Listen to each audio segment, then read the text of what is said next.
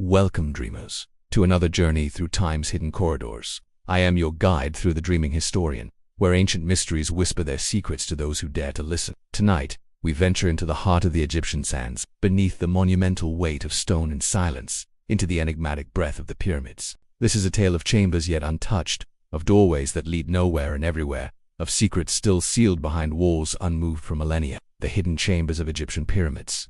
A mystery not yet surrendered to time, a riddle encoded in limestone, awaiting the breath of understanding. Before we embark on this mystical journey, if these whispers from the past resonate with your soul, let your presence be known through a gentle like, and join our circle of dreamers by subscribing for more nightly journeys into history's hidden realms. Share with us, fellow dreamers, from which corner of the world you are joining tonight's contemplation. Let our global community of mystery seekers connect across time zones as we drift together into the past. Now settle into comfort. Let the worries of the waking world dissolve like footprints in desert wind.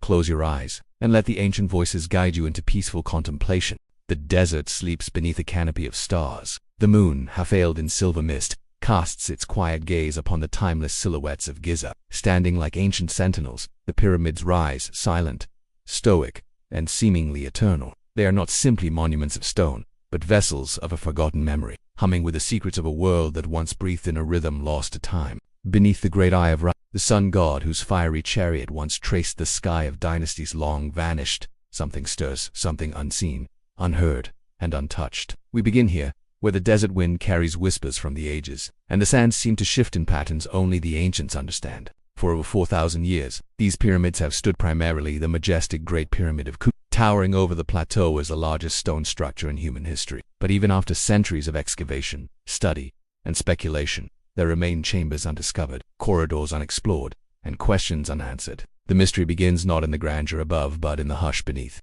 Historians, engineers, and spiritual seekers have long pondered what lies hidden deep within the pyramid's heart. Are these mere architectural voids, or do they conceal ancient wisdom sealed away deliberately, perhaps even ritually? In the sacred worldview of ancient Egypt, every chamber, every block of stone, every alignment with the stars was a thread woven into the cosmic fabric. Nothing was accidental. Let us begin by closing our eyes and stepping backward through time. The year is around 2560 BCE, and the Nile's annual flood has just retreated. The air is thick with incense, and the low chant of priests fills the horizon. Khufu, the living Horus, commands the construction of a pyramid that will defy mortality. It is not merely a tomb, it is a bridge to eternity. Imagine the procession of workers, architects, and mystics gathered under the blazing sun. Stones are hauled by sheer force of will, drawn across sand softened with water, aligned to the rising sun with a precision that challenges even modern instruments. But what the visible eye sees, the immense structure rising toward the heavens, is only half the story. Beneath the pyramid, there are voids, not just air pockets or construction errors, but deliberate cavities. They are unseen by the casual eye, discovered only recently through technologies foreign to the ancients: Morn detection, thermal imaging, and radiographic scans. These methods have revealed what's now called the Big Void, an immense cavity above the grand gallery that had remained undisturbed for millennia. But why would such a space exist, hidden, unreachable, and silent? The ancient Egyptians believed in a layered cosmos, where the physical world was but a reflection of the divine. Chambers were not merely storage or passageways, they were sacred thresholds. Each space could house rituals, secrets, perhaps even metaphysical gateways. Some theorists speak of the chamber of the gods, a mythical space referenced in arcane texts and oral traditions, believed to contain the records of humanity's beginnings, a kind of hall of knowledge, sealed within the stone folds of the pyramid. Could one of these hidden chambers be such a place? The pyramid's design is more than geometric marvel, it mirrors the constellation Orion. Specifically, the stars in Orion's belt align with the pyramids of Giza, a cosmic echo etched into stone. In Egyptian cosmology, Orion was linked to Osiris, god of the afterlife and the eternal cycle. Thus, the very architecture seems to function as a stellar temple, a beacon for the soul's journey beyond. In this worldview, secret chambers may not be for human visitors at all. They could serve the Kutha vital essence or as sanctuaries for unseen energies. They might have housed sacred texts, now disintegrated into the dust of time. Or they could remain entirely empty, a deliberate void representing the As the sun sets behind the Sphinx and shadows lengthen over the limestone, we are left with more questions than answers. The ancient architects spoke in silence, embedding their truths in alignments, proportions, and spaces sealed away. To understand them, we must listen not with the ears, but with reverence, with dream and stillness. In the centuries following the pyramid's completion, even the ancient Egyptians themselves lost access to certain parts of the structure. Priests guarded what they could, Secrets passed orally or through sacred glyphs began to fade. Yet the pyramid endured mute, monumental, and magnificent. Perhaps it has not yet spoken its last word. Modern researchers continue to gaze at this massive enigma with eyes full of wonder and instruments humming with possibility. The Scan Pyramids project, initiated in the 2010s, has begun peeling back the layers of mystery. Using particle physics to detect variations in density, they found anomalies that align too neatly with ancient legends to be coincidence. But we must not be seduced by technology alone. Let us instead drift into the timeless breath of the pyramid itself. Let us feel the temperature shift when one steps from the sunlit desert into the cool hush of limestone passages. Let us walk with quiet footsteps into chambers where echoes carry not just sound, but soul. Beneath the eye of Ra, we do not simply investigate, we contemplate. We remember that mystery is not an obstacle to truth, but a companion to it. And so we begin our journey, not to solve, but to wonder. For the true magic of the pyramids is not what they say, it is what they do not. Their silence, their scale, their sublime placement against the stars. These are the whispers we now follow. Let us continue deeper into the heart of the stone, where time no longer moves in straight lines, where corridors curve like the coils of serpents, and the air grows heavy with the breath of gods. Our next step awaits. Before stone was laid and sunlight measured, there was intention. Long before the first hammer struck the limestone, a plan had already formed, and not merely on parchment or papyrus, but in the sacred geometry of thought, breath, and starlight. For the ancient Egyptians, to build was to participate in creation itself. And the architects of the Great Pyramid were not mere masons, they were keepers of cosmic truth. They called him chief architect, vizier. In Kazan de Pharaoh Khufu, his name does not roar through time like Ramses or Tut, but it echoes softly through the galleries and corridors he conceived. Himuna was more than a man of calculations. He was a scribe of the stars, and his mathematics bore the fingerprints of eternity. Let us enter his world, a world of chalk lines drawn in the dust at dawn, of stars observed by water's reflection in obsidian bowls, a world where the horizon was measured with ropes knotted by priests who whispered invocations as they worked. The pyramid's perfection, its alignment with true north, its golden proportions, its hidden angles, all are part of a message hidden in form rather than word. Step gently into his imagined workshop. There is incense in the air. Scrolls lie unrolled beside clay tablets etched with measurements so precise they would astonish even a modern surveyor. Apprentices kneel nearby, watching the elder as he marks a block of stone not with numbers, but with sacred ratio. The golden ratio phi pulses through every chamber, every slope. This is not coincidence, it is a deliberate spell in stone. It is believed that the Great Pyramid's dimensions encode planetary constants, Earth's circumference, the speed of light, even whether by divine accident or genius design. These proportions have stirred wonder for centuries. But such precision was not only for the gods, it was for eternity. To live forever in harmony with the cosmos, one had to build in its likeness. The architect's silent code was thus embedded in the very dimensions of the pyramid. Each side of its square base, once perfectly level, pointed to the cardinal directions. This orientation aligned it not just with the Earth's geography, but with the divine architecture of the sky. Its sides reflected the sun's path, while internal shafts aimed toward specific stars. Sirius, Orion's belt celestial guides for the pharaoh's soul. Hamuna would have known the weight of each decision. The angle of the descending corridor was not chosen arbitrarily, it pointed to the underworld. The grand gallery's steep ascent mimicked the soul's journey to the heavens. Even the mysterious queen's chamber, misnamed and misunderstood, carried a resonance that suggested more than ritual, it suggested memory. When one stands inside that chamber today, the stone breathes with a curious vibration. It is said that ancient initiates could meditate within the walls, amplifying the heart's quiet rhythm. What was this room? Truly, a tomb, a sonic chamber, or something more, a spiritual resonator, attuned to frequencies now forgotten. The architect's code was written in vibration as much as in stone. Even modern sound engineers have found that the chambers resonate at certain harmonic frequencies. These tones are not accidental. To the ancients, sound was a force, not merely a sensation capable of shaping reality, of lifting consciousness, of piercing the veil. We return again to him, his eyes squinting into twilight, sketching patterns upon stone as if recalling them from a dream. He was a man guided not only by ruler and compass, but by the unseen hand of myth. In his silence, we find the birth of a sacred language, one that speaks through angles and volume, light and shadow. The Greeks would later marvel at this geometry, calling Egypt the wellspring of wisdom. Pythagoras is said to have studied in Egyptian temples for years, learning what could not be written, only experienced. The architecture of the pyramid was thus more than functional, it was initiatory. Each space a threshold, each dimension a rhythm. If you were to walk through the Great Pyramid blindfolded, you would still feel the shift, the changing weight of the air, the pull of energy where shafts open and chambers widen.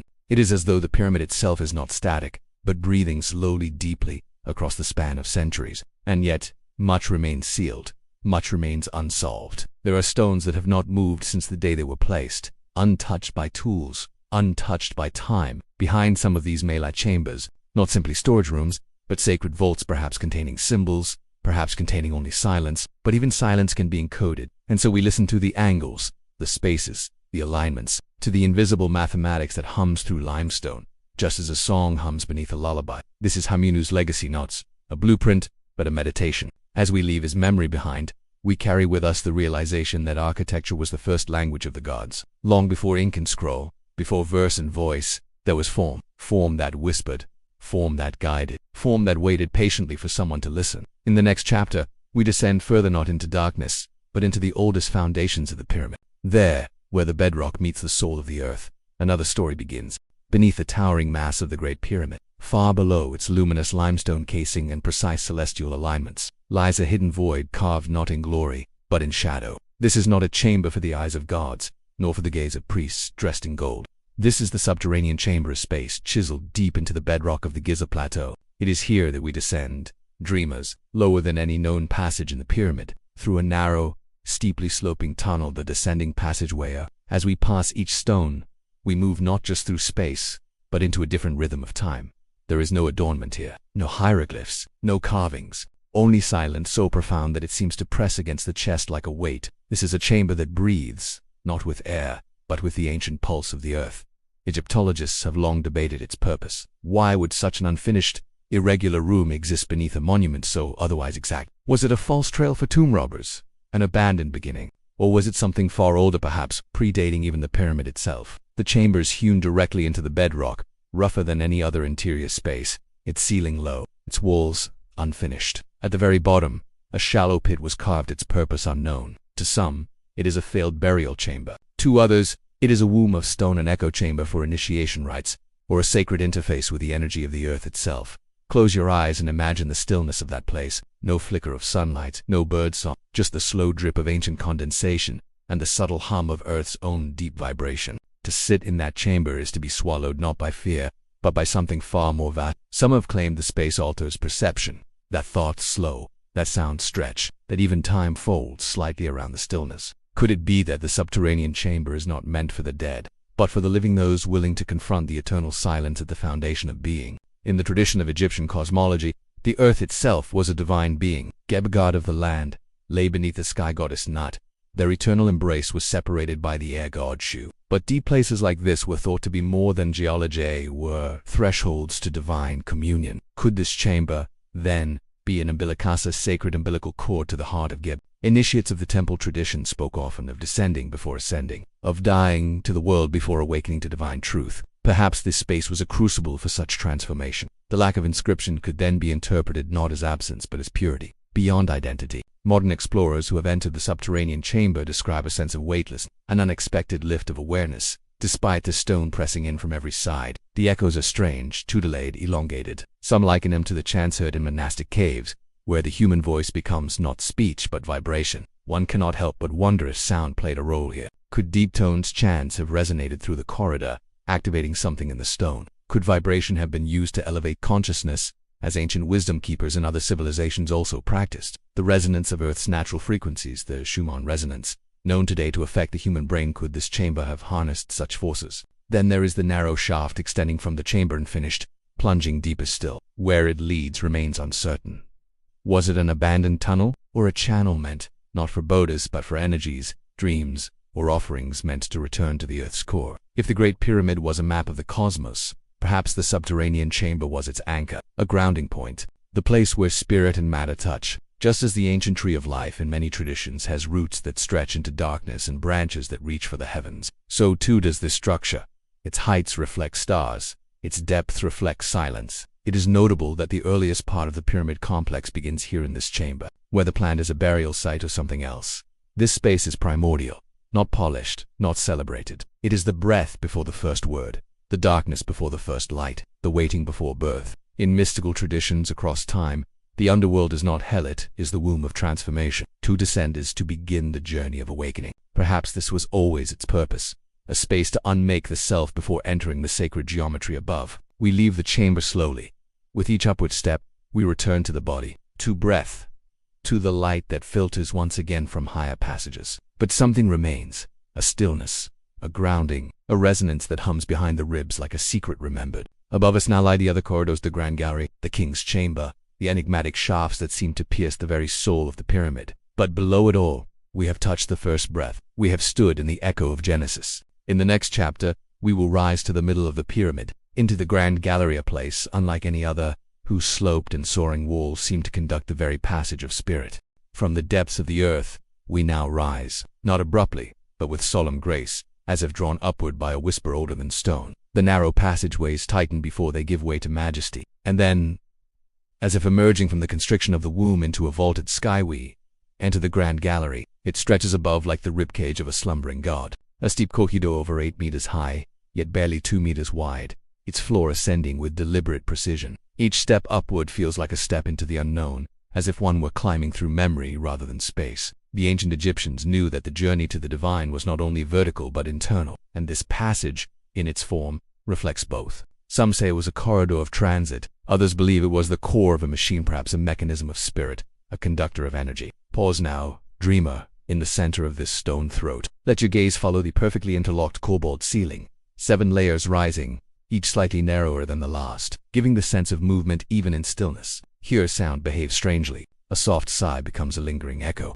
A chant multiplies into layers. The ancients may have known this, not as engineers, but as initiators. The limestone walls carry no inscriptions, no decorative yet the silence itself feels carved, as if shaped by the intent of each stone placed with an understanding that the invisible is more powerful than the visible. The floor, too, was designed with careful ridges and indentations, what some believe may have once held beams, mechanisms, or sacred processions. One theory suggests that this gallery was the spine of the pyramid, not merely structural, but symbolic, connecting lower realms with upper sanctuaries. The pharaoh's soul would journey through this space, guided by stars and rites, to reach the place of eternal union with the divine. Others speculate that the gallery functioned as an acoustical chamber, where certain tones intoned with sacred words or instruments would resonate upward into the king's chamber above. Sound as a ladder, vibration as ascension. In a world where the voice was considered a magical force, the gallery may have served as the medium through which the soul could speak to the cosmos. And yet, despite all its grandeur, there is no altar here, no throne, no icon, only the space itself, carved into sacred geometry. Some say that in certain conditions, one can stand in the center, hum a single note, and feel the walls respond not with sound, but with sensation, as though the gallery were listening. Why build such a monumental structure for what appears to be a corridor? Could it be that the act of passing through it was the ritual, that ascension was not symbolic, but actual in spirit, in consciousness, in essence? Perhaps initiates of the priestly classes underwent trials here, climbing the steep slope, not merely with feet, but with intention, with chants, with dreams, with offerings whispered to unseen presences. Above, near the upper end of the gallery, a small hole in the wall once held a granite block, possibly used to seal the passage to the king's chamber beyond. This block has long since been removed, but its absence still speaks. The pyramid was not meant to remain closed forever. It waited. It waits still. As you ascend this passage in your mind's eye, feel how your breath becomes deeper, your thoughts quieter. Each step is a surrender, a release of the lower self, a soft shedding of the noise of modern time. What remains is awareness, pure, unadorned, like the limestone that surrounds you. Some who have walked this path in waking life say the gallery invokes a strange sensation, both vast and confined, like standing in a cathedral that exists within a dream, a place both sacred and unknown, where each footstep sounds like a question, where the echo carries not outward, but inward. Let us pause here, in the middle of this stone ascension. Let us imagine the light of a torch flickering against polished limestone. Let us listen to the heartbeat of ancient silence. The Grand Gallery is not a room. It is a threshold, a liminal space between the seen and unseen, a bridge not only between chambers, but between worlds. What secrets were passed through this corridor? What rites were performed in low tones and candlelight? We may never know, but we can feel their echo. They linger, not as facts, but as presence, as reverberations in the soul. And now, at the top of the gallery, we reach a narrow passage, low and almost humble in contrast, that leads to the heart of the pyramid, the king's chamber, a room built entirely of granite, resonant and deliberate, where mysteries grow louder in their silence. We stand before the entrance. We take one breath, one heartbeat, and prepare to cross. The gallery behind us fades. The inner sanctum calls. Now we enter the stillness at the center of the stone. The king's chamber, not a room of golden treasure or royal remains, but of something far more elusive. This is the heart of the Great Pyramid, built not of limestone like the galleries below, but of red granite hauled from the distant quarries of Aswan hundreds of kilometers to the south. Granite, dreamer, is not a quiet stone. It sings, it hums, it carries vibration in ways that limestone cannot. Each slab here is a mirror of intention, carved and placed not for grandeur, but for what cannot be sonally felt. The chamber is perfectly rectangular, its walls seamless, the ceiling formed by 9 massive beams laid flat, above which rest 5 relieving chambers. Empty stone spaces stacked like quiet lungs, protecting the room below from collapse. And yet, some believe these relieving chambers serve not only architectural necessity, but spiritual precision. Each space above contributes to a vibrational harmony, a subtle chorus of stone. At the center of the room rests a single object. The granite coffer. It lies empty, lidless, yet it is not insignificant. Some say it once held the body of the pharaoh. Others insist it held nothing at all. Its purpose, ceremonial, symbolic, or acoustic. Tap the coffer gently, and it rings like a bell, a deep, haunting tone, resonant, eternal. Some visitors claim that chanting beside it causes their voice to tremble, not from fear, but from alignment, as though the chamber responds. We do not speak here, not loudly. Our breath becomes the only sound, drawn long and slow, filling the stillness like mist. The chamber is not dark. Light finds its way, reflected from the torchlit corridors beyond, but it is not bright either. It holds a twilight, a presence, where the veil between worlds feels just slightly thinner.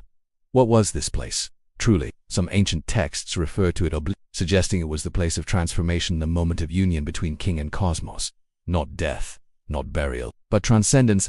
Others propose the chamber was the final station in an initiatory journey, where the adept would lie within the coffer, entering trance or dream state, attuned to the pyramid's deep frequency, like the oracles of Delphi inhaling sacred vapors, or the dream temples of Imhotep, where sleep rode healing visions. This chamber, too, may have been a place where time unraveled and wisdom descended. Studies conducted in modern times have confirmed strange acoustical properties. Certain frequencies resonate powerfully here, vibrating through the granite and into the human body. Some frequencies trigger meditative states, others affect heart rate and perception. Could the architects have known this? Not through machinery, but through feeling, through silence. We lie in the coffer now, not as royalty, but as dreamers. The stone beneath us is cool, firm, humming faintly. Above, layers of rock breathe slowly. Around us, the chamber seems to hold its breath. There is no decoration, no text, only dimension, only purpose. Mystics throughout the ages have journeyed to this place seeking contact with something beyond themselves. Some reported visions of stars spiraling through blackness, of voices not quite spoken, of memory that belonged not to them but to something vast and ancient. The chamber does not offer explanation, only invitation, to listen, to feel, to be still. And in that stillness, one may come to understand that this is not a tomb, it is a womb, a place of rebirth. The pharaoh or the initiate entered here not to die, but to become, to dissolve the mortal and awaken the eternal. We rise now, slowly. Our feet echo lightly on the stone floor. The coffer remains behind, humming its low eternal note. We step through the small opening again, returning to the passage above the grand gallery. But something has changed, not in the chamber, in us. This chamber was never meant to be seen. It was meant to be felt, and now we carry its stillness, its resonance, into the corridors that follow, where other mysteries stir, where shafts and stars continue the silent dialogue of stone and sky. Let us move now into the next enigma, those narrow shafts that pierce the heart of the pyramid like veins of light, pointing not to the earth, but to the cosmos. What were they for? Where do they lead? And why were they placed with such astronomical precision? The pyramid, though grounded in the earth, was never a creature solely of soil and stone. Its foundations rest in dust, but its purpose stretches toward the stars. For the ancient Egyptians, the celestial realm was not a distant spectacle, it was a mirror. The night sky was their map, their memory, and their divine destination. And so, within the silent walls of the Great Pyramid, they carved tiny tunnels through mighty stone channels no wider than a hand, invisible from the outside, but aligned with the heavens. These are the so-called air shafts, but to call them that is to limit their mystery. They do not seem to serve any need for ventilation. Instead, they rise at precise angles, each one directed toward a star of mythic significance. There are 4 shafts in total, 2 leading from the king's chamber to from the queen's chamber below, yet not all reach the outside. 2 mysteriously end abruptly, sealed by stone doors fitted with copper handles. Why carve a passage that leads to nowhere? Why embed a door where no foot could walk? We begin in the king's chamber. Here, the northern shaft points almost directly toward Thuban, a star in the constellation of Draco, in the ancient sky. It was the pole star, the pivot around which all other stars appeared to turn. To the Egyptians, it may have symbolized unchanging eternity, the axis of heaven. The southern shaft, meanwhile, aligns with Al-Nitak, one of the stars of Orion's belt. Orion was Osiris, the god of death, resurrection, and the afterlife. Thus, the pharaoh's soul, journeying upward, would be guided by Osiris, carried along the stellar path to divine union. These shafts are not just openings, they are star tunnels, invisible ladders, gateways etched with the same reverence given to temples and tombs, but they carry no human presence, only light, only breath, only the whisper of cosmic intention. In the Queen's chamber, the mystery deepens. Neither of the two shafts there reaches the outer surface. Both end behind stone blocks deep within the structure. It was only in recent decades, with miniature robotic crawlers, that explorers peered beyond these seals. What they found was astonishing. The southern shaft, long thought to be solid, led to a small stone door. Behind it, another cavity, another unknown. The northern shaft twisted upward, curving so tightly that it resisted exploration for years, but when finally breached, it too revealed a sealed portal. What lies beyond these final doors, we do not yet know. Efforts to drill tiny holes or use scanning technology have yielded little. Some whisper of hidden chambers beyond. Others believe they are symbolic barriers, doors that the soul alone may pass, leading into the realms of eternity. But the existence of these shafts narrow, hidden, inaccessible challenges our understanding of purpose. Why go to such immense effort to align something no one could walk through, see through, or use in a physical sense? Because the builders were not merely constructing in 3 dimensions. They were constructing for the soul, for spirit, for the stars. Let us pause now in the Queen's chamber. It is quiet here, less grand than the King's chamber, but perhaps even more haunting. The walls are bare, the ceiling vaulted like a simple shelter, and yet the space vibrates with presence. The shafts begin here, like hidden rivers, rising toward Orion and Sirius, dog star, long associated with Isis, consort of Osiris. Isis and Osiris, queen and king, death and rebirth. Perhaps these chambers, and their star-guided shafts, represent the eternal dance of divine masculine and feminine, of descent and ascension. The Queen's chamber may have been a place of preparation, a place where the soul was aligned,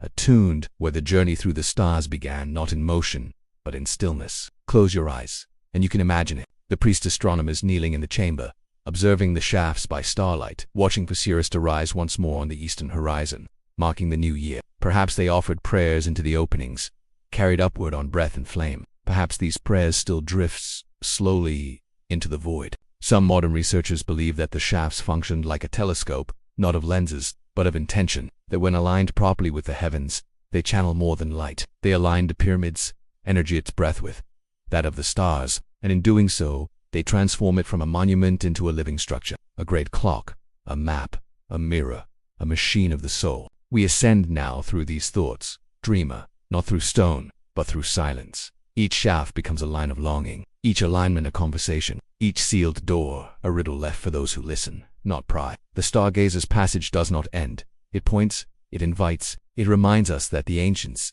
in their stillness, looked farther than we ever have. And in the next chapter we descend again, not physically, but metaphorically, into the forgotten chambers beyond the walls we know. The hidden voids, the empty spaces revealed only by the ghost traces of particles, the places untouched by tool, yet pulsing with curiosity. Above the grand gallery, beyond even the King's chamber, hidden in the stone belly of the pyramid for over 4,000 years, lies a space untouched by human hands, not seen, not entered, not carved for mortal eyes. A silence within silence, so profound that it remained hidden until only recently discovered, not by shovel or lamp, but by the drift of cosmic particles. They call it the Big Void, a space as long as a passenger jet, silently suspended above the heart of the pyramid, first detected in 2017 through the use of muon radiography, a technique that reads the patterns of subatomic particles raining down from the cosmos. It was revealed like a ghost, an absence of mass where solid stone was expected, and yet it is there, unmistakable, unreachable, unknown. What is this vast emptiness, hovering above the gallery like a secret never whispered? It is not a room in any traditional sense. No passage leads to it. No door grants entry. It is a sealed silence, waiting in the stone. Why, then, was it created? Or more haunting still, was it ever meant to be discovered? Let us drift upward in our dreaming, into this void. It is neither darkness nor light, for there is no illumination here but imagination. There is no floor beneath our feet, no ceiling close above, only presence, an echo of purpose we cannot yet define. Some speculate it is a relic of construction and architectural necessity, a weight relief zone, like the stacked chambers above the King's chamber. a clever use of negative space to prevent collapse. But if that is so, why the careful alignment above the grand gallery? Why its vastness? Why the precision? Others suggest it is symbolic, that it was never meant for the body, only for the soul. A celestial womb, a secret passage, not through the pyramid, but into the invisible. There are those, too, who believe the void is the core of the pyramid's mystery, that it holds the ancient memory of a forgotten function, a sacred machine, a temple of resonance, or even a library, not of scrolls, but of geometry and frequency, encoded into space itself. Could the void be a chamber of awakening, a place where the soul, once it had traveled the shafts, ascended the gallery, and passed through the stillness of the granite coffer, might dissolve completely into the unformed, into the silence before creation? There is a myth, in ancient Egyptian lore, of the primeval mound that rose from the chaotic waters of Nun, the formless sea before time. Upon that mound, the Creator spoke the first word. The universe began in stillness, then in sound. Could this void, then, be such a space, not a room for the dead, but for the unmade? There is something deeply poetic about its invisibility, that it could remain hidden through millennia, through the rise and fall of kingdoms, until a new kind of vision revealed it. A vision not of eyes, but of patterns, of energies too small to grasp, yet too vast to ignore. We often think of history as layers to be peeled away, as though the past is buried beneath the present. But here, within the pyramid, we find the opposite, a truth suspended within, above, around. It is not below us, but within our reach, yet just beyond our understanding. As we hover in this unseen chamber, we sense its breath, a slow inhalation drawn across millennia, a holding of space, not to be filled, but to remain as a reminder that not all sacred things are made visible. And then the presence of watchers, not eyes, but awareness, not beings, but intention. The feeling that this void is not empty. It watches, it waits. Perhaps it remembers. We return now, slowly, to the chambers we know, to the corridors our feet may touch, but we carry with us a new kind of wonder, a reverence for that which remains unseen, unmeasured, and intact, a sense that the pyramid does not merely hold mystery, it is mystery. In the next chapter, we step outside again, not to leave the pyramid, but to walk around its base, to examine the very foundation upon which all was built. For even the ground beneath it, its orientation, its base stones, its hidden trenches tells a story written not in symbols, but in silence. We emerge now from the interior depths of stone and shadow, our minds echoing with chambers and voids, our breath steady from the rhythm of ancient corridors. And as we step once more into the sunlight of the Giza plateau, the desert wind greets us not as tourists, not as strangers, but as those who have listened. Now, we walk not upward nor inward, but around. We circle the base of the Great Pyramid, where the first blocks meet the living earth. Here, beneath all mystery and monument, lies the foundation. This is the part most often overlooked. The grandeur of the pyramid draws the eye upward, but it is the ground beneath a silent cradle of it all that carries the oldest whisper. To the ancient Egyptians, foundation was not merely a physical necessity. It was a ritual act, a recreation of the world itself. In temple texts and mythic carvings, there is mention of the Zep Tepi, the first time, a moment before time itself, when the gods first raised a sacred mound from the endless waters of chaos. From this emergence came order, language, architecture, and the naming of things. To build anything sacred was to reenact Zep Tepi. To lay a foundation was to participate in the birth of the cosmos. And so, Khufu's architects did not simply choose a site. They sought alignment with the divine. The Great Pyramid's foundation is level 2 within mere centimeters across a surface over 30 acres and Caesar feet modern engineers still find astonishing. Its corners point almost exactly to the cardinal directions, not by compass, but by the stars. Specifically, by tracking the rotation of the night sky around the pole star of that era. This tells us something vital. The builders were not just erecting stone. They were establishing a sacred axis, a link between earth and sky, a still center in a turning world. And that stillness begins, not in the peak, but in the base. Walk with me now around this base. Notice the smooth pavement stones that once formed a perimeter, some of which remain. Beneath them, hidden channels, long trenches cut into the rock speak of ceremonies lost to time. Some believe they were symbolic moats. Others see in them the traces of earlier structures, perhaps platforms of an age before Khufu, an age veiled in shadow. What if the Great Pyramid was not the beginning, but the continuation? What if its foundation rests upon something older still? There are tales never proven, never dismissed, of a buried temple beneath a plat, of a hall of records, a chamber beneath the pores of the Sphinx, or a vault sealed by memory rather than mortar. But even without such legends, the ground tells its story. Geologists have noted that the Giza Plateau is not random terrain. It is a bedrock shelf, chosen with care, resistant to erosion, stable through centuries. The builders did not just build, they harmonized with the land, with the stars, with the myth of creation itself. There is a sacred ritual known as the stretching of the cord. It was performed by priests and pharaohs at the founding of every temple. 2 stakes were placed in the earth, joined by a taut cord, while the stars were observed to ensure perfect alignment.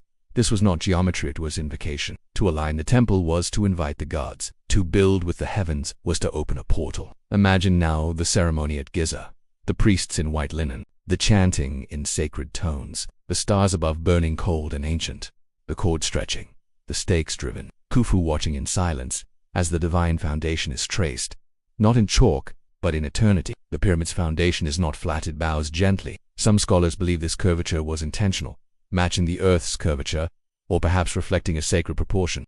Nothing, it seems, was accidental. Even the invisible served a purpose. And then, there are the causeways, raised roads of stone, sloping gently from the pyramid's base toward the valley temple.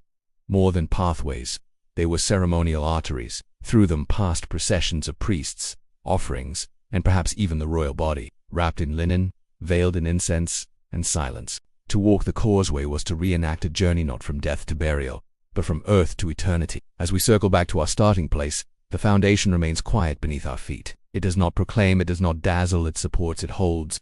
And perhaps that is its greatest mystery. That which holds the greatest weight is also that which chooses to be unseen. That which carries the memory of the first time remains buried, yet essential. And in its stillness, it teaches us this: all that rises must be grounded in reverence. Even the stars must be anchored in stone. In the next chapter, we will turn our gaze to the pyramid's forgotten neighbors there. The satellite tombs, the ship pits, and enigmatic structures that surround the great monument like echoes. For in the shadows of the colossal, subtler voices speak, and they, too, have stories to tell. Beyond the towering majesty of Khufu's pyramid, where the limestone glows in the golden breath of sunset, smaller forms emerge from the sand like ancient thoughts rising to the surface. They are the satellite pyramids, the queen's tombs, the mortuary temples, and the mysterious stone pits, each one a whisper beside the great voice. Though they lack the monumental scale, they hum with subtle mystery, with stories too often overlooked in the shadow of greatness. Let us walk softly among them now. Dreamer, let your gaze fall from the vast sky-touching geometry to the earthbound shrines, where the sacred was still honored just in quieter tones. To the east of the Great Pyramid stand 3 smaller pyramids, each attributed to queens of Khufu. Their names flicker in the annals of stone, Henitsan, perhaps one called merely the king's daughter. Each pyramid once bore smooth casing stones, now worn or stolen, but once they shone with a brilliance that rivaled their giant sibling. These were not afterthoughts. Their placement was deliberate, aligned with the rising sun, facing the place of rebirth. And their size, though modest, was not without power. The pyramid form itself was sacred, regardless of scale, a symbol of resurrection, a stairway from the earth to the heavens. But more curious still are the boat pits, massive trenches carved into the bedrock shaped like the hulls of ancient ships, to lie beside the Great Pyramid. One of them, uncovered in 1954, revealed a full solar bark, each plank numbered, wrapped, and hidden from the world for over 4,000 years. This was not a funerary offering in the conventional sense. The ship was never sailed on earthly water. It was meant for the stars, a vessel for the pharaoh's soul, to journey across the celestial river alongside Ra, the sun god, through the night sky and into the dawn of eternity. Imagine now the craftsmen who built this sacred bark, each timber carved with prayer, each rope coiled with intention, and then dismantled, buried, hidden beneath slabs of limestone, not to decay, to wait. And wait it did, until the 20th century, when its resting place was breached by accident, and the ship of the stars was awakened once more. It has since been painstakingly reconstructed and now rests in a museum beside the pyramid, its elegant timbers speaking of a civilization that saw no boundary between wood and wind, death and dawn. Further south, there are structures with names but no complete explanations. The mortuary temple of Khufu lies in ruin now, yet once it bustled with ritual. Priests would perform daily offerings here, feeding the spirit of the king who had become a god. From this temple extended a causeway no longer intact that led to the valley temple closer to the Nile, the point where sacred processions began. And yet,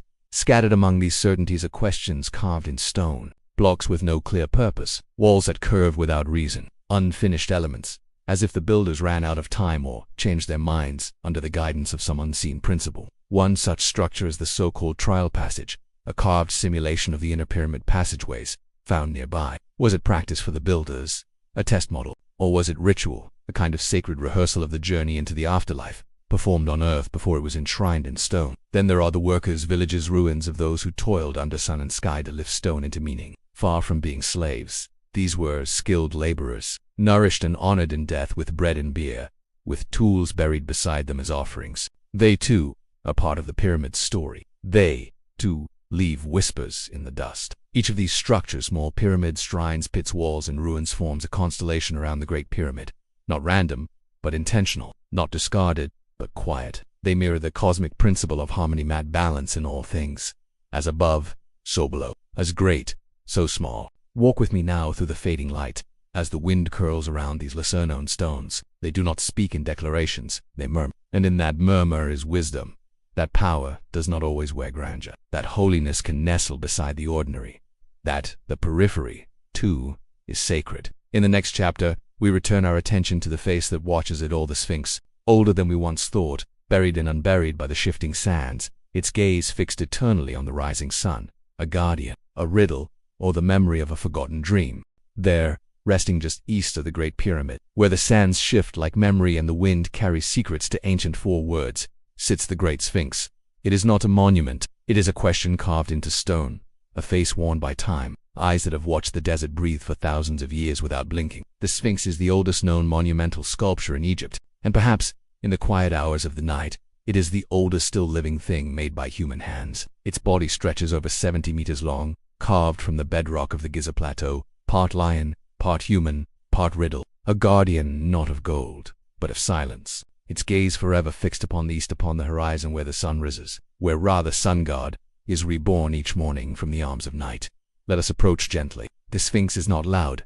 Its majesty lies in its stillness. Its meaning has weathered not only the wind, but centuries of shifting interpretation. Some say the face is that of Kafa Khufu's son. Others see in its contours a visage older still, perhaps a forgotten king, or a representation not of a man at all, but of something deeper, more mythic. The lion's body may reflect strength, royal power, cosmic order, or it may be the last surviving echo of a civilization that came before dynastic Egypt, civilization lost to flood, to fire, to time. There are whispers among some researchers and alternative historians that the Sphinx predates the pyramids themselves, that its weathering patterns, its erosion, its geology, suggest it once stood in a time when rain still kissed the desert. If true, it would mean the Sphinx is not merely old, it is impossibly ancient. Could it have stood watch over a forgotten era? A Zeptepia, first time not only of myth, but of real Stonian sky. Could it be the guardian of knowledge long buried beneath our feet, hidden in the sands at the foot of its paws? Beneath the Sphinx, ground-penetrating radar has revealed cavities, anomalous hollows, perhaps chambers. No one knows for certain what lies within. Some believe they are natural fit. Others see them as doors to the past, perhaps to the fabled Hall of Records, a place said to preserve the wisdom of a world before our own. This Sphinx has been buried and unburied many times across history. At one point, only its head and neck protruded from the sand. To the eyes of passing travelers, it would have looked like a giant watching the world in silence, slowly disappearing beneath the earth it once ruled. In one ancient tale, a young prince Thutmose fell asleep in the shade of the Sphinx. In his dream, the great stone beast spoke to him, promised him kingship if he would clear away the sand. When the prince awoke, he obeyed. He cleared the sand, built a stele between its paws to mark the dream, and in time, he did become pharaoh. The dream stele still stands there, weathered but enduring, as if confirming the power of vision shared with the ancient stone. Is the Sphinx truly silent, or does it speak only in sleep, only to those who know how to dream alongside it? Imagine now the desert night falling. The stars return overhead, the wind dies, and the Sphinx, unmoved, continues its vigil, watching not the travelers, nor the cameras, nor the lights of the modern world behind it, but the horizon, always the horizon, the place of becoming, the place of light reborn. It is not a statue, it is a mirror, reflecting not the face of the king, but the face of time, of myth, of ourselves. And so we leave it not with conclusions, but with respect, for its riddle may not be meant to be solved, only contemplated, only remembered. In the next chapter, we return to the builders, not the kings and their gods, but the hands and hearts that shape the dream into stone. The laborers, the architects, the forgotten thousands whose sweat built eternity, and whose names linger only in the echoes between stones. The Great Pyramid did not rise by magic. It did not ascend from the sand by the breath of gods alone. It was born of hands, calloused hands, strong hands, hands that bled and healed and built, one stone at a time. Let us step away now from the chambers of kings, from the divine alignments and celestial shafts. Let us walk south of the pyramid field, where the ruins of simple dwellings, dusty streets, and open ovens remain, the remnants of a city once alive with purpose. The workers' village, the place of the unnamed. These were not slaves, as once popularly believed. They were skilled laborers, craftsmen, engineers, stone haulers, and their families. They worked not for chains, but for food, honor, and perhaps the chance to serve in the making of something eternal. Archaeological discoveries in the last century have uncovered their world. Rows of dormitory-style homes, wide boulevards for moving massive blocks, bakeries where thousands of loaves were fired each day, and breweries where beer thick, nutritious, sustaining flowed like water. There were doctors, there were artists, there were overseers, engineers, and administrators. There was order, not chaos. Bones tell part of the story. Many of the workers were buried nearby, laid to rest with care and offerings. Their skeletons bear signs of labor injuries healed, joints worn, but also signs of compassion. Some show evidence of surgical treatment, of long lives lived in community. They were not forgotten in death. They were honored. Walk among the ruins, dreamer, and you will hear their breath in the dust. The rhythmic chant of haulers, the clang of copper chisels on limestone, the shouts of overseers guiding logs beneath stones. Imagine the great ramp winding around the pyramid, coated in clay and soaked in water to ease the passage of sleds, thousands pulling as one, not in torment, but in cooperation. Each block laid was an act of unity, of rhythm, of intention. The pyramid is not merely a royal dream. It is a collective act of will. And behind each act, before the day's work began, offerings were made to the gods. Prayers whispered to Pata, patron of craftsmen, to Thoth, keeper of wisdom and measure, to Mat, the balance of all things. The act of building was sacred. The measurement of a wall was a cosmic affirmation. Within the village, clay tablets and ostraka have been found, records of rations, notes from supervisors, even humorous sketches. One depicts a foreman scolding lazy workers. Another shows a man being bitten by a cat. These were people who they laughed, they argued, they dreamed. And though their names are not etched in stone, their fingerprints are, in the joints between blocks, in the brushstrokes of red lines that once marked measurements, in the ancient paths worn smooth by the passage of thousands of feet. The Great Pyramid is the monument of a king, but it is the legacy of the many, a symphony not of one voice, but of countless souls in harmony. And perhaps that is the greater miracle, that something so vast, so perfect, so enduring could be made by mortal hands, by people who lived and loved and woke each day to carry stone under sun. We do not know their names, but we walk upon their dream, and through it they speak. In the next chapter, we turn our gaze to the tools of their trade, the copper chisels, the dolerite pounders, the ropes and sleds, not primitive relics but instruments of quiet mastery, each one an extension of the will that moved mountains. They appear simple at first glance. A copper chisel, a rounded dolerite stone, a length of rope braided from palm fiber, a wooden sled shaped with care. But in the hands of the ancients, these were not tools. They were instruments. Instruments that tuned the desert into a symphony of purpose and stone into story. Let us enter now the quiet world of ancient technology. Not the engines of steel, but the patience of precision. Not machines of brute force, but the intelligence of rhythm, angle, and craft. In a modern mind, the pyramid often appears impossible. Too vast, too heavy, too exacting. But to the builders, it was not a single task, it was 10,000 repeated acts, done with known hands and tools honed by time. Start with the copper chisel, a tool of modest power. Too soft, we imagine. Too carved stone, yet the Egyptians used them in ways we often misunderstand. For limestone soft and forgiving, the chisel was king. Hammered gently by stone mallets, guided by inked lines, the blocks were trimmed and shaped with exactitude. For the harder granite, brought from Maswan for the most sacred chambers, the chisels were put aside. Instead, dolerite was called upon. Harder than granite, this dark volcanic stone was wielded in rounded pounder stools that looked like river-smooth cobbles, but struck with the force of divine intention. They did not slice. They bruised. They battered. They wore down the surface slowly, with the patience of centuries. Marks still remain, like fingerprints of thunder. Pits and grooves, half-finished columns and abandoned quarries, teach us not of limitation but of labor. Endless labor. And through that labor, mastery. Now consider the sled, a humble wooden frame, greased and guided over tracks of wet sand. Recent discoveries, paintings in tombs, experiments in desert conditions reveal that water poured ahead of the sled could cut friction in half. And so, with rhythm and chant, great blocks were moved, not floated, not levitated, but coaxed by will and wisdom. Ropes, too, were sacred, braided of palm or flax. They held not just stones but knowledge. They stretched along the foundations during the stretching of the cord ceremony, aligning temples to stars. In the hands of builders, they became plumb lines, levels, measuring cords, geometry made tangible, a divine equation held between fingers. Then there were levers, simple, yes, but mighty. Wooden beams used to nudge multi-ton blocks into position. inch by inch. No pulleys, no cranes, only leverage. The same force Archimedes would later write of "Give me a place to stand, and I will move the earth."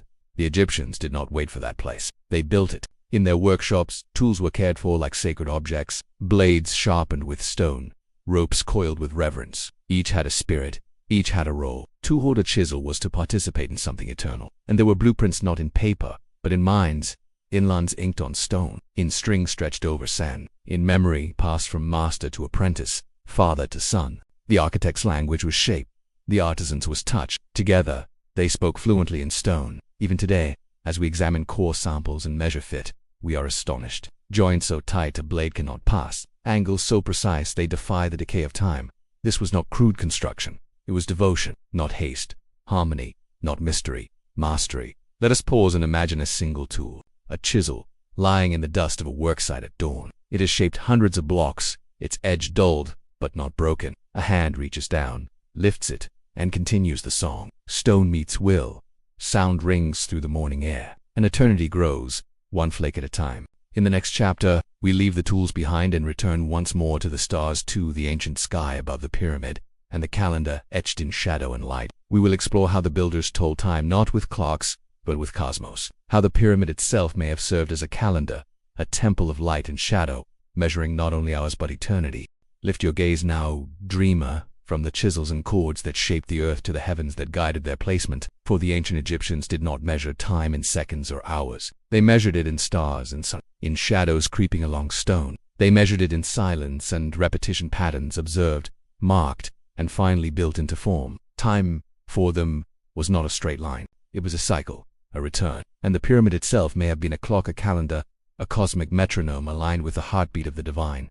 Let us begin with the sun, the giver of light, the eye of Ra. Each day it rose from the eastern horizon and crossed the sky in a path so steady, so sacred, that entire temples were aligned to its steps. The Great Pyramid, too, was no exception. Its four sides faced the cardinal directions with astonishing precision, deviating from true north by less than a fraction of a degree. This was not accident. This was observation carved into stone. Twice a year, on the equinoxes, the sun sets precisely between the north and south faces, and on the solstices its shadows fall with such regularity that one could, perhaps, count the days by the length and angle of light. Imagine standing at the pyramid's base at dawn, watching the shadow of its peak stretch westward. A priest notes the length, another records the position. Over time, a system emerges, not only for measuring the sun but for anticipating its return. Now turn your eyes to the stars. To Sirius, the brilliant blue-eyed eye of the goddess Isis. It disappeared from the sky each year for 70 days, just as the embalmed body of Osiris was prepared for resurrection. And then at last, Sirius rose before the sun once more, an event called the Heliacal Rising. This marked the Egyptian New Year, the time of the Nile flood, the time of renewal. Some scholars believe that the shafts inside the pyramid aligned not only to Orion and Thuban, as we explored before, but to the rising of Sirius as well. Perhaps the entire structure was a map of time, frozen in stone. And beyond the stars and sun there is shadow. Shadow that dances along walls. Shadow that carves time as a knife cuts papyrus. Many ancient temples were designed so that, on particular days of the year, light would enter a sanctuary at a precise angle, illuminating a statue or a symbol. Could the pyramid have served a similar purpose? Some have proposed that the edges of the pyramid's base were once marked with lines, grooves, or features now erased. That, by watching the movement of the sun and the shift of its shadow, a priest could track the passage of the year with remarkable accuracy. Even the pyramid's slope, approximately 51.5 degrees, has been tied to solar geometry, halfway between the horizon and the zenith. A number not arbitrary, but reflective of a larger cosmological truth. There is poetry here, hidden in granite. The idea that time so vast, so ephemeral, could be anchored in place. That the movement of celestial bodies could be followed, measured, and ultimately brought down to earth, made solid in blocks and beams. The pyramid is not merely a tomb. It is a sundial, a star clock. And yet, for all its precision, it is also humble. It does not tell time like a machine. It tells it like the desert tells it, through light and shadow, through recurrence and pause. It reminds us that time is not to be rushed, it is to be honored. It is to be walked with, not ahead of. Imagine now the priests of the solar cult, cloaked in white linen, ascending the pyramid's side at dawn. They stop at set intervals, waiting for the light to strike a certain angle, a certain line. With each observation, the calendar turns. Festivals are planned, offerings are prepared, all guided by the golden hand of Ra, stretching across stone. Even today, as we measure time in ticks and screens, we remain drawn to the rhythms of old, the seasons, the cycles, the turning of the sky, and the pyramid, standing silent, still echoes those patterns. It has watched over more sunrises than we can count. It has marked the passage of more moons than any record holds. It has been, and still is, a keeper of time. And so, in the play of light across its ancient face, in the stars it was built to embrace, we find not only a marvel of construction but a meditation on mortality and immortality. A calendar, yes, but one not made to end, only to return, and return again. In the next chapter, we open ourselves to the inner teachings what modern mystics and ancient sages believe the pyramid truly represents, not just a structure, but a symbol, a code, a path of awakening, sealed in stone, awaiting the quiet mind and the contemplative heart.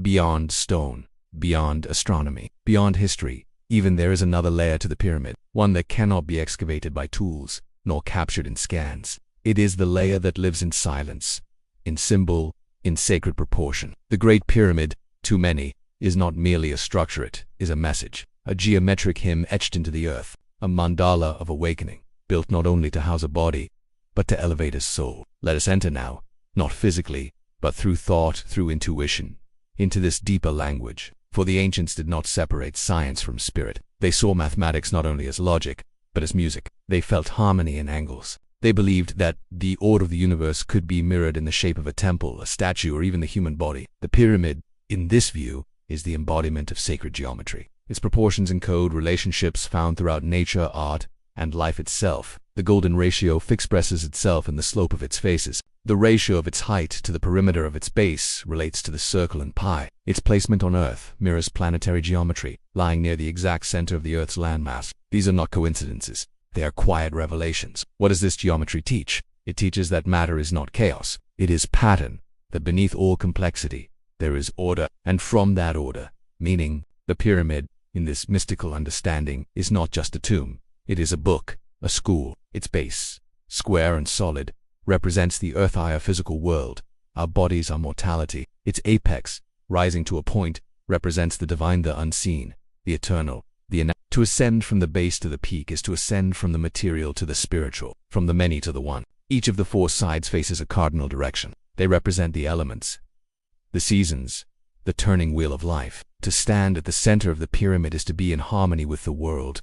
To walk its inner passages is to undergo initiation. There is a teaching in mystical traditions that spiritual transformation requires 3 stages: death, purification, and rebirth. Within the pyramid we find this journey reflected. The descending passage into the subterranean chamber, the descent into the underworld, the grand gallery, the path of ascent, of struggle, of alignment, the king's chamber, the resurrection point, the place of stillness, of reunion with the source. This is not only architecture, it is myth in motion. It is story told through silence. Some believe the pyramid was used as an initiatory chamber where adepts would lie in the granite column, enter a trance state, and pass symbolically through death into light. This was not superstition, it was sacred psychology, a way of repatterning the mind, of aligning inner being with cosmic truth. Modern mystics speak of the pyramid's energy, of how its shape creates a field of subtle vibratory resonance. Experiments with sound inside the chambers show that certain frequencies are amplified, sustained. These are not tricks, they are harmonics, proof that the builders knew something of the invisible world,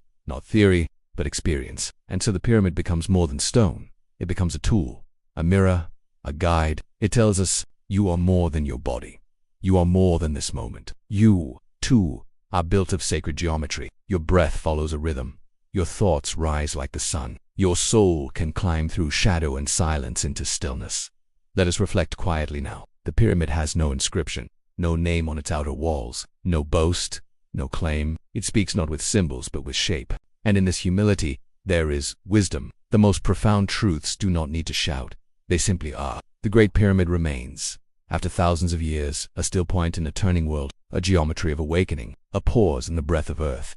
It asks nothing of us but presence, and in return, it offers a memory, not of history, but of wholeness. In the next chapter, we look to the myths, those ancient stories that, though wrapped in legend, carry hidden truths. We explore the myths that surround the pyramid, the gods who governed it, and the possibility that its very construction was part of a divine narrative, one still unfolding. Long before scholars measured its angles or explorers traced its passages, the Great Pyramid was already a myth. Even to the ancient Egyptians, who built it or inherited it, as some legends suggest, it stood as a vessel of mystery, not merely a monument, but a story, not merely a tomb, but a riddle. And where history reaches its limits, myth begins. Myth is not falsehood, it is truth dressed in metaphor.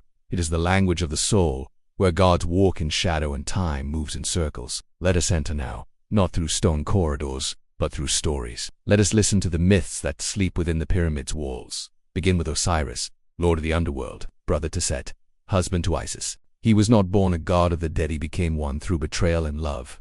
Set tore him to pieces.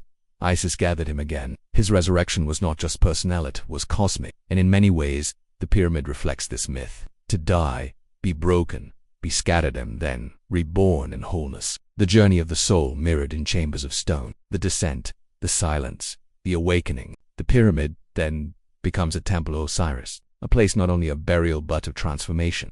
There are older myths still. Some say the pyramid was built during the Zeptopetha first time, when gods ruled the earth not in story, but in flesh. Thoth, the god of wisdom, measured the heavens and laid down the sacred proportions. Pata, the divine craftsman, shaped the world with thought and word. And Imhotep, a man, became like a god through his mastery of knowledge and form. Was it he who designed the early blueprints? Was the pyramid not only a monument to kings but to memory? Other tales whispered in the corridors of esoteric schools speak of a race before Egypt, of a knowledge passed down from Atlantis, an echo of a civilization lost to time and tide. They speak of the Hall of Records, a hidden chamber beneath the sands, where the truth of humanity's origin is stored, waiting to be awakened when the world is ready. Some place it beneath the Sphinx, others beneath the pyramid itself. None can prove it, but the myth lingers because myth does not require proof, only resonant. And then there is the tale of the stars. The ancient texts tell of Duatha Celestia underworld, a realm of trials, gates, guardians. To reach the afterlife, the soul had to pass through this realm, guided by spells and light. Many believe the pyramid was not just a reflection of the earth but of Duat, a map, a passageway. Each chamber a threshold, each shaft a star.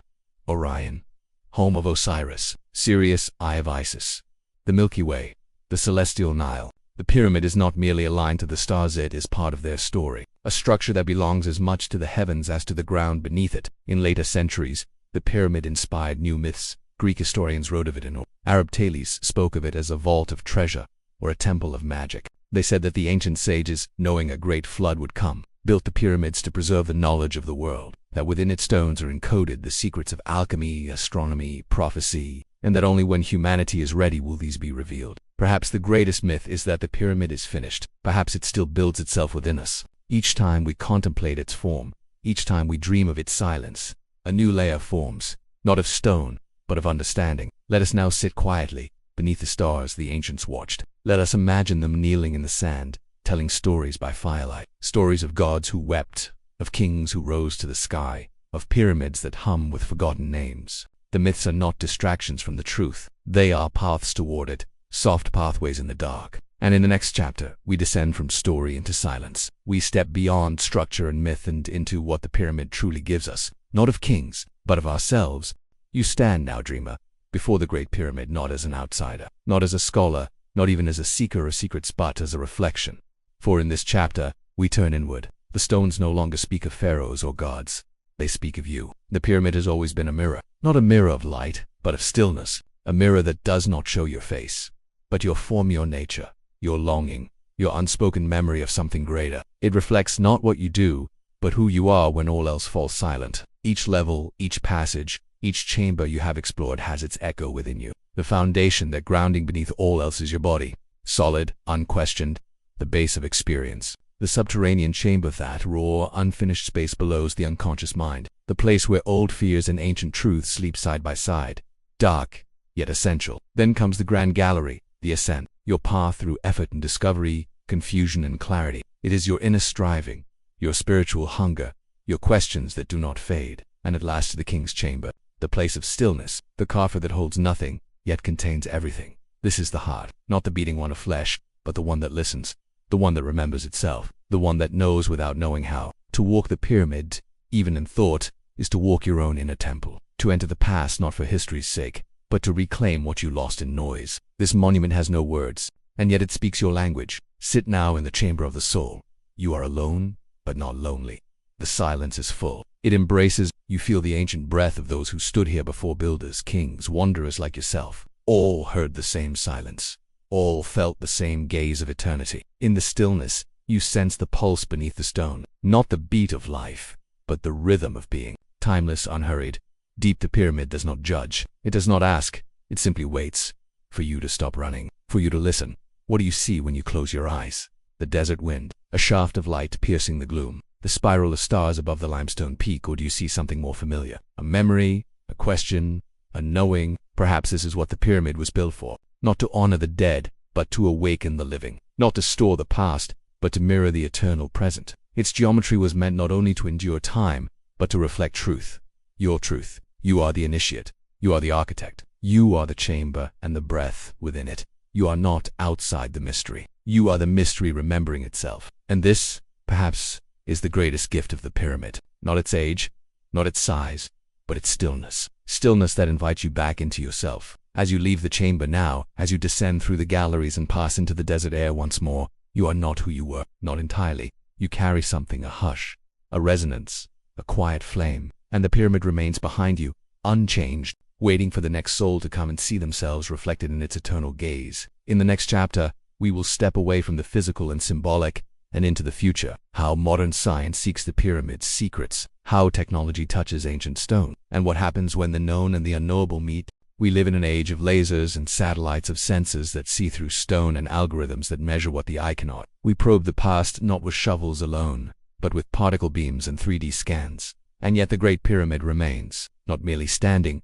but resisting, not with defiance, but with silence. In this chapter, we trace the hands of science as they reach toward the oldest of mysteries. What happens when our most advanced tools meet our most ancient enigma? What do we find? And what do we still fail to grasp? The most transformative of recent discoveries came not from within Egypt's sands, but from the stars, or rather from the particles born in them. Muon tomography, cosmic ray imaging offered something new. By measuring the subtle shadows cast by particles that pass through the Earth, scientists began to scan the pyramid from the inside out, detecting empty spaces, hidden voids. In 2017, a new revelation stirred the sands of understanding. The Big Void, a mysterious cathedral-sized cavity above the Grand Gallery, undetected for thousands of years, untouched by human hand, unreachable by conventional means. A void not filled with treasure or text, but with possibility. What is it? An architectural weight-relief space, a secret chamber, a remnant of construction never meant to be seen, or something else. Science can measure its shape, but not its purpose, not yet. Other technologies follow. Infrared thermography reveals heat anomalies suggesting chambers, passages, or material differences behind familiar stones. Ground-penetrating radar maps the earth beneath the pyramid, hinting at older layers, forgotten hollows. High-resolution drone scans trace the subtle asymmetries of erosion and construction, refining our models, sharpening our maps, and yet, the questions deepen. If we can see through stone, why do we still not know who exactly built the pyramid? Why no inscriptions, no records, no clear blueprints? Why is so much precision bound to silence? Some modern Egyptologists argue for practical explanations. The voids are architectural, the alignments are mathematical, the chambers are functional. But even they cannot explain the pyramid's impossible tolerances, the flatness of the base, the seamless joints, the near-perfect cardinal orientation, the unseen cavities whose presence science confirms, but whose purpose it cannot name. Others go further. Physicists, architects, and seekers alike suggest the pyramid may be more than a structure, it may be a machine. Not of gears and wires, but of energy, frequency, and form. A beacon, a coded monument carrying a message only geometry can decipher. Sound engineers study the king's chamber, noting its acoustic qualities. Certain frequencies hum, others echo. The granite walls vibrate like the body of an instrument. Was this chamber tuned? Was it meant for voice, for chant, for some unknown harmonic ritual? Materials scientists examine the mortar so old its formula remains a mystery. It still holds after millennia, yet resists chemical replication. What was it made of? Who created it? Why does it endure? And then, there is the mathematics. The pyramid's dimensions encode approximations of pi, a phi the golden ratio. Its height compared to the perimeter reveals properties of the sphere. Its scale reflects planetary measurements. The radius of the Earth, the curvature of its surface. Are these coincidences or knowledge preserved? Science has grown bold, but it cannot answer everything. Not because it is weak, but because the pyramid does not yield its truths to force. It requires humility, patience, a willingness to wonder, and perhaps this is the true encounter between science and the pyramid. Not conquest, but where lasers illuminate not just stone, but where equations touch not only walls, but questions older than memory. The more we scan, the more we study, the more we sense what we cannot measure. And that, too, is discovery. In the next chapter, we walk away just slightly from the pyramid itself. We explore how its presence has echoed through the centuries, how mystics, emperors, artists, and poets have carried its silence into their own dreams. The pyramid does not end at its edges. It continues in those who contemplate it. The pyramid stands still, but time does not. Empires have risen and fallen around its feet. Wars have passed like storms across its stones. The desert has swallowed and revealed it in rhythm, like the breath of eternity. And through it all, the Great Pyramid remains a silent voice echoing not in words, but in presence. This chapter is not about architecture. It is about memory, the pyramid's memory of us, and our memory of it. Even in the time of the pharaohs of the New Kingdom, 1,000 years after its construction, the pyramid was already a monument to an earlier age. To them, it was not merely ancient, it was mythical, the work of divine hands, a relic of the first time. Greek historians came next. Herodotus, in the 5th century BCE, marveled at its scale. He spoke of hidden passages, of cruel kings, of secrets buried in the stone. His tales were half truth, half legend, yet they carried the pyramid's voice beyond Egypt into the minds of Europe. Later, Arab scholars and travelers approached it with the Caliph Al-Aman, in the 9th century, pierced its northern face in search of treasure, cutting a tunnel that remains to this day. He found no gold, only silence. Yet his expedition marked a shift. The pyramid was no longer sealed. Its whisper had become an invitation.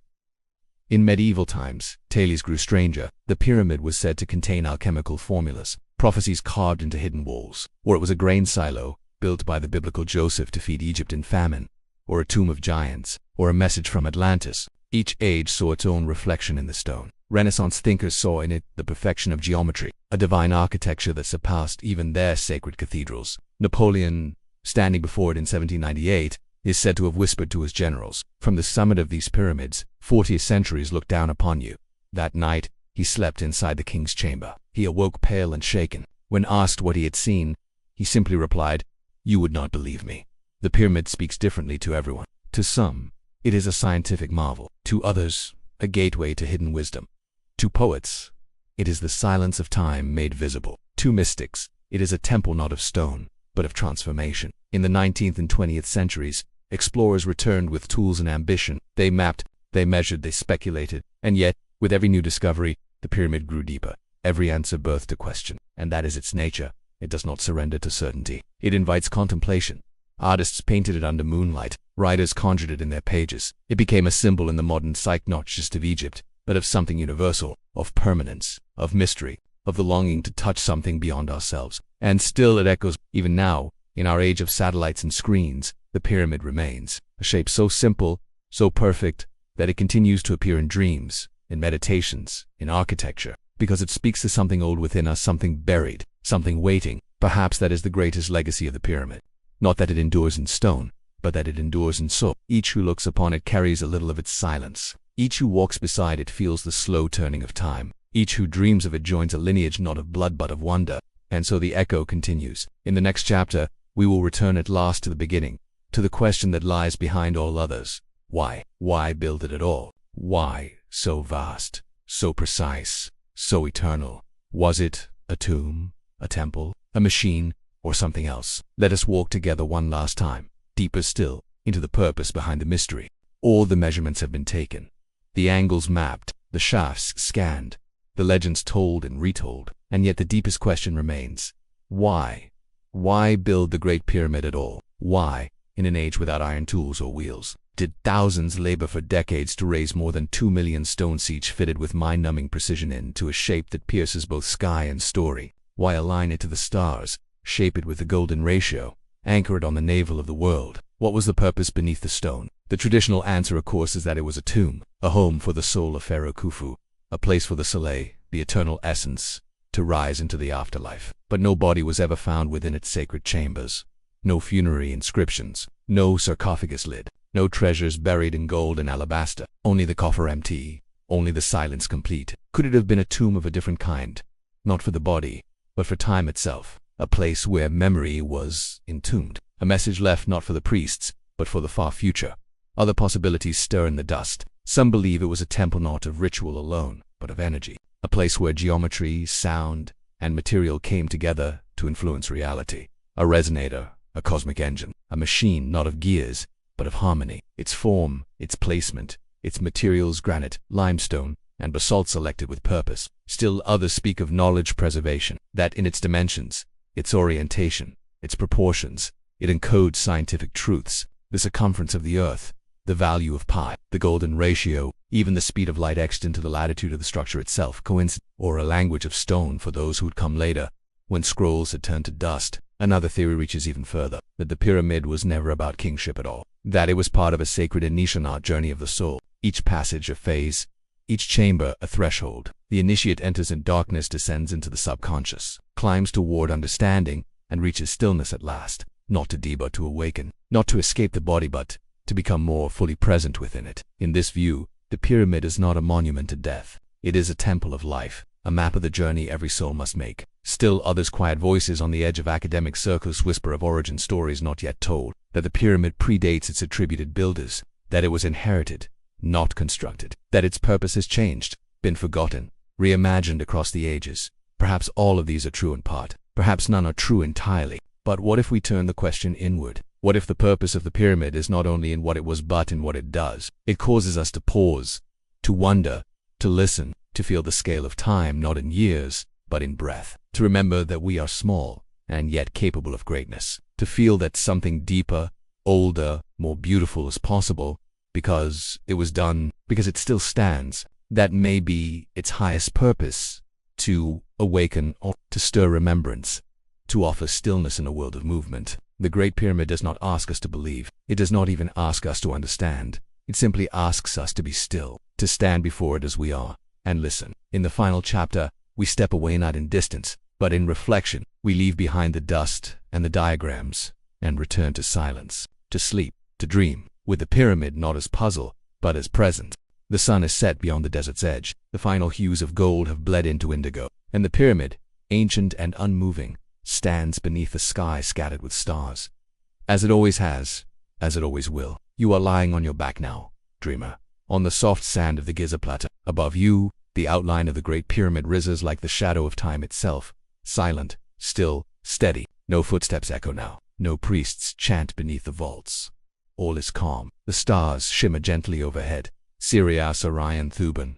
You recall the shafts, the chambers, the alignments, each one a quiet conversation between earth and sky, between structure and soul. The pyramid, in its stillness, now feels less like a monument and more like a companion, a vast, slumbering presence, not watching you, not guarding you, but being with you. As your breath slows, you begin to hear the hush between heartbeats. You sense the pulse of the earth beneath you, the same bedrock from which the pyramid was born, the same stone that has held memory for millennia. And though you lie in silence, you are not alone.